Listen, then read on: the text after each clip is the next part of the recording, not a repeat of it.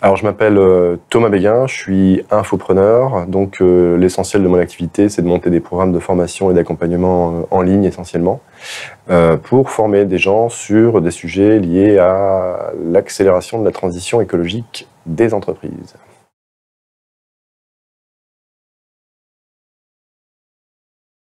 Moi, j'ai, comme tout entrepreneur, des problématiques d'entrepreneur, c'est-à-dire que je suis limité dans ce que je fais dans mon business par mes propres limites, qui sont très souvent humaines au départ, et aussi par l'expérience que j'ai, qui est la mienne, hein, qui se construit et qui avance. Mais tout seul, on fait des choses, à plusieurs, on peut faire beaucoup plus de choses, on peut profiter en fait de l'expérience des autres et grandir plus rapidement. C'est-à-dire que si je devais me démerder moi-même, je pourrais peut-être y arriver, mais ça va peut-être me prendre 10, 15 ou 20 ans. Alors que là, on a un cerveau collectif, on a accès à des gens qui ont une bonne expérience aussi, mais dans des tas d'autres domaines. Et on a accès donc au cerveau de 17 personnes à peu près qui sont à votre disposition, donc à ma disposition quand c'est à mon tour, pour répondre me donner des solutions sur mes problématiques, me donner des hacks, enfin ce qui permet de trouver des raccourcis dans le processus et donc d'accélérer le développement de mon entreprise et donc d'avoir plus d'impact business et écologique, ce qui est ce que je cherche à faire, donc ça tombe très bien.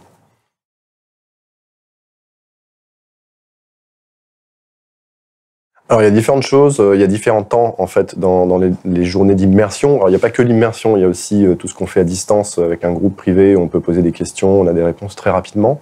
On a accès à tout ce réseau-là en permanence en fait. Et puis on a aussi des temps d'immersion sur 3 jours, plusieurs fois dans l'année, où on se retrouve tous, on se voit en chair et en os.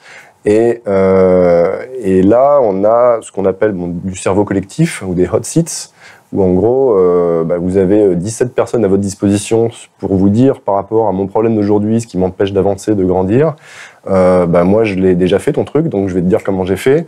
Moi, je le ferai comme ça parce que j'ai une expérience là-dessus et c'est connexe. Et en fait, on se retrouve avec, je sais pas, 15, 20 idées qui peuvent permettre de faire les choses alors qu'on n'en avait pas trop en arrivant.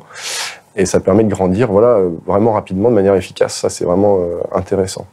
Il y a d'autres temps aussi dans ces immersions en physique qui consistent à avoir, par exemple, un récap sur tel sujet ou un autre par Maxence, hein, qui est le grand chef d'orchestre de tout ça, qui va nous faire des keynotes en fait, sur un sujet ou un autre qui touche tout le monde. Hein. Par exemple, quelles sont les grandes tendances, les dernières tendances en termes de référencement, comment est-ce qu'on fait pour déléguer l'optimisation d'une chaîne YouTube, enfin tous les grands sujets qui peuvent intervenir à un moment ou à un autre dans votre vie d'infopreneur.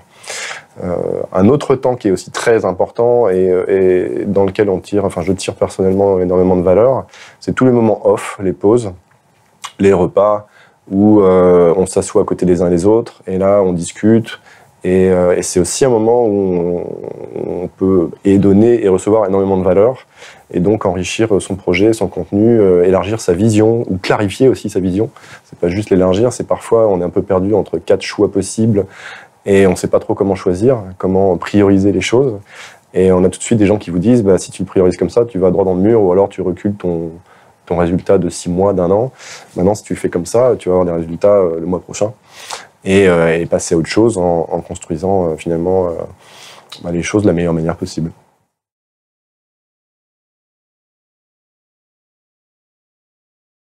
C'est un mélange de tout ça en fait pour moi, c'est-à-dire que on apprend énormément de choses à la fois sur les expériences des uns des autres, les parcours qui sont parfois très compliqués au départ pour beaucoup, mais ils finissent par s'en sortir et on finit par comprendre qu'est-ce qui a fait qu'ils ont eu le déclic.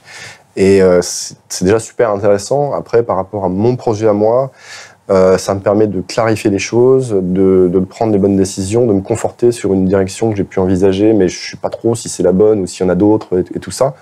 Et là, très très vite, je vais savoir que soit c'est la bonne direction à prendre, soit il y en a probablement peut-être une autre qui est mieux pour moi dans ma situation. Et ça permet de prendre des décisions plus rapidement.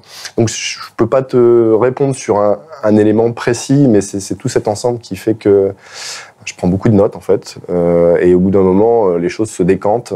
Je repars avec, 20, 30, 50 bonnes idées, et au bout d'un moment, il va en rester peut-être 3 mais qui auront un impact énorme sur mon projet, mon business et puis sur mes clients derrière, pour lesquels j'essaie de faire en sorte de faire vivre une expérience client qui soit la meilleure possible pour que tout le monde puisse faire waouh, et mes clients et moi aussi, et que tout le monde soit le plus épanoui possible dans cette histoire.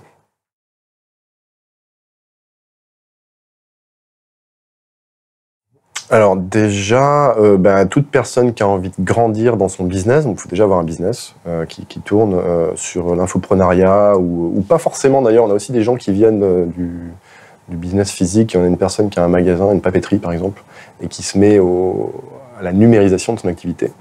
Donc ça peut être ça aussi, c'est des profils qui sont assez intéressants parce que ça nous propulse dans d'autres modes de pensée aussi. Mais à qui, il faut déjà avoir un business minimum, il y a des critères d'entrée. Qui permettent de vérifier qu'on a un minimum d'expérience en fait. C'est ça aussi l'intérêt du mastermind, c'est qu'on a accès à des personnes qui sont expérimentées et du coup on a tous énormément de choses à s'apprendre les uns les autres et c'est passionnant quoi. Donc le minimum c'est d'avoir, je crois que c'est 200 000 € de chiffre d'affaires, donc une certaine expérience pour pouvoir faire ça, pour rentrer dans le groupe et à partir de là il y a des multiplicateurs possibles et c'est aussi, je conseillerais aussi à des personnes qui sont capables de se remettre en question parce que ça peut arriver dans ces événements de se prendre des petits coups de pied au cul par les uns et les autres. Il faut être prêt à les accepter. Après, on fait son tri, mais souvent, ça peut être un bon coup de pied au cul aussi qui fait penser à des choses auxquelles jusque-là on n'avait pas le droit de penser parce qu'on s'y autorisait pas soi-même. Et tout d'un coup, il y a une petite fenêtre qui s'ouvre, on élargit sa vision. Et on imagine des scénarios qui n'étaient pas imaginables en fait la veille. Et c'est quelque chose d'enrichissant à tout point de vue.